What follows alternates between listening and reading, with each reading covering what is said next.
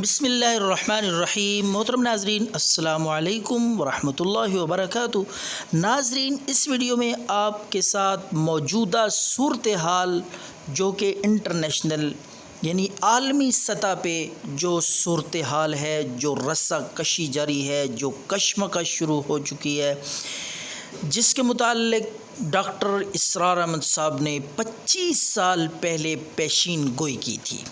25 سال پہلے کی جانے والی پیشین گوئی بالکل پوری ہونے کا وقت قریب آ چکا ہے۔ جس طرح انہوں نے جس انداز میں پیش گوئی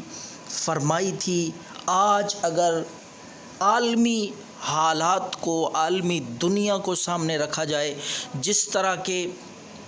بلاک بنتے ہوئے نظر آ رہے ہیں، پاکستان، سعودی عرب، بھارت اور ترکی کی یہ آپس میں رسہ کشی،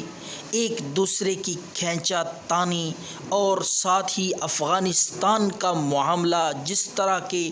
طالبان دن بدن اپنی فتوحات کے جھنڈے گاڑتے جا رہے ہیں، اس تناظر میں اگر دیکھا جائے تو صدر طیب اردگان کی حیثیت ایک اپنی انفرادی حیثیت ہے، جو کہ عالم کفر کے لیے ایک خطرے کی علامت بن چکے ہیں، اور ترکی کے پشت پہ تمام مسلمان ممالک ہیں، اور پاکستان کا رخ بھی اگر دیکھا جائے موجودہ حالات کے تناظر میں یہ جو بلاک بنتا ہوا نظر آ رہا ہے، عالم کفر کا اور ایک عالم اسلام کا، جس میں تمام ممالک شامل ہیں، مسلمان ممالک اور عرب ممالک جو ہیں، عرب حکمران، ان کا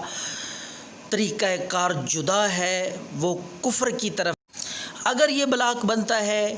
امریکہ، بھارت، روس اور دوسری طرف پاکستان، ترکی، افغانستان، ایران، تو مستقبل قریب میں ایک بہت بڑی مڈ بھیڑ ہونے جا رہی ہے۔